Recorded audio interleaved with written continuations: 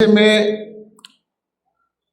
2026 বিএনপির প্রতিষ্ঠাতা শহীদ প্রেসিডেন্ট জিয়াউর রহমানের ৪৫তম শাহাদাত বার্ষিকী উপলক্ষে কোরআন খতম, দোয়া মাহফিল ও আলোচনা সভার সম্মানিত সভাপতি শাম্মী আক্তার ভাই, প্রধান অতিথি হিসেবে আমাদের মাঝে উপস্থিত আছেন। 2008 সাল থেকে আমরা দীর্ঘ সময় সরকার বিরোধী নানা অত্যাচারে জর্জরিত ছিলাম। বাঞ্ছারামপুরের প্রেক্ষাপটে আমাদের তখনকার নেতৃত্বে ঘাটতি থাকার কারণে আমরা নেতাকর্মীরা হতাশায় ছিলাম। ঠিক ওই সময় আল্লাহর অশেষ রহমতে কৃষিবিদ মেহেদী হাসান পলাশ আমাদের এই বাঞ্ছারামপুর বিএনপিকে হাল ধরেছে। 14 সালের পর অনেক মামলা হামলা হয়েছে, 18 সালে অনেক গাইবি মামলা হয়েছে। সকল মামলার জামিন করাতে এবং যত শেষ না হওয়া পর্যন্ত সব দায় দায়িত্ব কৃষিবিদ মেহেদী হাসান পলাশ পালন করেছে। সেই সুবাদে বাঞ্ছারামপুর উপজেলার সকল বিএনপির নেতাকর্মীদের মনে জায়গা করে নিয়েছে এবং তার এই কর্মের কারণে বিএনপির দৃষ্টি আকর্ষণ করেছে। আজকে ব্রাহ্মণবাড়িয়া জেলা বিএনপির সহসভাপতি, বাঞ্ছারামপুর উপজেলা বিএনপির দায়িত্ব পালন করছেন জনাব কৃষিবিদ মেহেদী হাসান পলাশ। আজকে উপস্থিত বাঞ্ছারামপুর থেকে আগত সিনিয়র নেতৃবৃন্দ, ফরদাবাদ ইউনিয়ন বিএনপির সিনিয়র সকল নেতৃবৃন্দ, আমার সামনে উপস্থিত সকল জিয়ার আদর্শের ও ভালোবাসার সৈনিক ভাইরা, আসসালামু আলাইকুম। দেশ স্বাধীনের পর শেখ মুজিব যখন ক্ষমতায়, তার ছেলের অপকর্ম এবং লক্ষ্মী বাহিনীর অত্যাচারে যুদ্ধাহত দেশ এবং ৭৪ দুর্ভিক্ষ, মানুষ অসহায় হয়ে পড়েছিল। মানুষ কুকুরের মতো কুকুর খেত মানুষকে ৭৪ দুর্ভিক্ষের পর। ৭৫ শেখ মুজিবকে কিছু সেনাবাহিনী হত্যা করে, তারপর আপনারা জানেন ৭ই নভেম্বরের কাহিনী। দেশের সেনা এবং জনগণ মিলে আমাদের শহীদ রাষ্ট্রপতি জিয়াউর রহমানকে জেল থেকে বের করে তাকে ক্ষমতা আসীন করেন। অনেকেই বলে সেনাবাহিনী ক্ষমতায় নিয়েছে, জিয়াউর রহমান সেনা প্রধান ছিলেন। সেনা প্রধান থাকা অবস্থায় উনি ওই দুঃসময়ে উনি যদি বাংলাদেশের হাল না ধরতেন, আজকে আমরা কোথায় থাকতাম আমরা জানি না।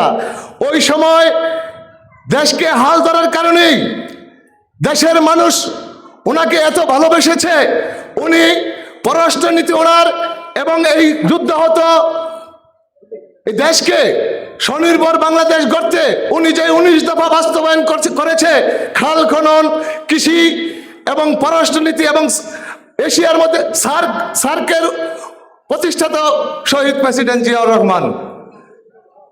আমাদের নেতাকে চিটাগাং সার্কেট হাউসে কিছু দুষ্কৃতিকারী তার ঈর্ষান্বিত হয়ে যে তাকে যদি এখন শেষ না করা যায় তাহলে তার মানুষ তার জন্য পাগল হয়ে যাবে।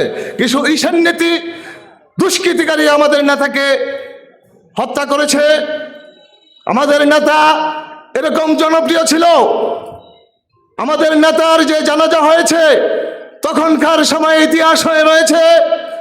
আমাদের নেতা মৃত্যুর পর আমাদের দেশনেত্রী মা বেগম খালেদা জিয়া বিএনপির হাল ধরেছে। আমাদের নেতার ভালোবাসায় আমাদের নেত্রী কখনো কোনোদিন রাজনীতি করেনি। আমাদের নেতার জনপ্রিয়তাই এবং আমাদের নেত্রীর সুদক্ষ এবং আপোষহীন নেতৃত্বে আজকে বাংলাদেশ জাতীয়তাবাদী দল বিএনপি এশিয়া মহাদেশে মাথা উঁচু করে দাঁড়িয়েছে। তাই আমরা একটি আদর্শ এবং জাতীয়তাবাদী বাংলাদেশে বিশ্বাস করি। আমরা দেশকে ছাড়া কোনো বুঝি না। দেশের স্বার্থ বিলি করে আমরা কোনো অন্য দেশের যত বড় শক্তি হোক আমাদের বিএনপির পররাষ্ট্রনীতি হতে পারে না, হয়নি। আমরা কোনো দেশের দাবিদারি করি না। আমি বিএনপির ভাইদেরকে বলবো, আমরা বিগত 17 বছর অনেক অত্যাচার, জেল জুলুম সহ্য করে মাঠে ঘাটে ধান খেতে ঘুমিয়েছি। আমরা যদি বিএনপিকে ভালোবাসি, আর আমরা সবাই আজকে যেভাবে এখানে ফরদাবাদে এবং বাঞ্ছারামপুরে আমরা যেভাবে সবাই একত্রিত হয়ে বিএনপির মিটিং করতেছি, আমরা এই ধারাবাহিকতা যদি অব্যাহত রাখতে হয়, আমাদের ঐক্যবদ্ধ ছাড়া কোনো বিকল্প নাই। আজকে আমাদের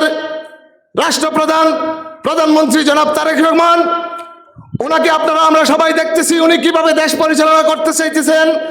ওনাকে সবাই ফলো করে তা তৃণমূলে প্রত্যেকটি নেতাকর্মী ধারণ বহন করতে হবে এবং প্রত্যেকটি পাড়া মহল্লায় ঘরে ঘরে তার আলো পৌঁছাতে হবে। অন্যথায় আজকে আমরা যারা বাঞ্ছারামপুরে এইভাবে আমাদেরকে পুলিশ পাহারা দেয়, আমাদের দল ক্ষমতায় না থাকলে পুলিশ পাহারা দিবে?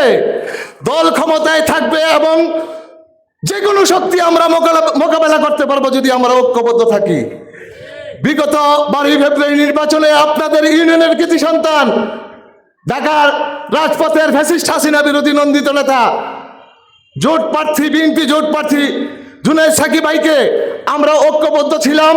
ঐক্যবদ্ধ থাকার কারণে আমরা বাংলাদেশের মধ্যে একটি ইতিহাস করেছি ভোটের মাধ্যমে। বাংলাদেশ বাঞ্ছারামপুরের মানুষ সেই সুবাদে আমরা মন্ত্রিত্ব পেয়েছি। তো সুতরাং সামনে ইউনিয়ন নির্বাচন হবে, স্থানীয় পরিষদ উপজেলা নির্বাচন হবে। দল কি সিদ্ধান্ত দেয় আমরা এখনো জানি না। তবে আমরা যেহেতু একটা আদর্শে বিএনপি করি, বিএনপির উপজেলা সমন্বয়ে আমরা ইউনিয়ন কাউন্সিল এবং স্থানীয় পরিষদ নির্বাচনগুলা সবাই মিলিতভাবে আমরা একজন ক্যান্ডিডেট হয়ে করব। আমাদের পিছনে অনেক ষড়যন্ত্র কাজ করতেছে, আমাদের মধ্যে অনেক ক্যান্ডিডেট করাবে। আজকে আমি শহীদ প্রেসিডেন্ট জিয়াউর রহমানের মৃত্যুবার্ষিকীতে বলে যাই, আপনারা যদি এই দুষ্কৃতিকারীদের ফাঁদে পড়েন তাহলে কেউই ভালো থাকবেন না। সুতরাং দলীয় সিদ্ধান্ত মেনে যে কোনো একজন, অনেক 4-5 জন ক্যান্ডিডেট থাকতে পারে, থাকবেই স্বাভাবিক, এত বড় দল। কিন্তু দল যেভাবে সিদ্ধান্ত দেয় আমরা দলীয় সিদ্ধান্ত মেনে আমরা আমাদের চেয়ারম্যান এবং উপজেলা চেয়ারম্যান নির্বাচিত করব। আর যদি আমরা কোনো দুষ্কৃতিকারীর পায়ে ফাঁদে পড়ে আমরা আমাদের এই ঐক্য এবং এই নষ্ট করি, তাহলে আবার মনে রাখেন এরা তো দেশে আছে এখনো ঘুমাই, আপনারা কেউ দেশে থাকতে পারবেন না। তো সুতরাং সবচেয়ে গুরুত্বপূর্ণ হয়েছে ঐক্যবদ্ধ। যদি ঐক্যবদ্ধ থাকি, আমরা ঐক্যবদ্ধ থাকলে যে কোনো সময় যে কোনো শক্তির অপশক্তির আমরা মোকাবেলা করতে পারবো। তাই সুতরাং আমি বক্তব্য বাড়াবো না। আমার উপজেলা সভাপতি বক্তব্য রাখবেন মূল্যবান।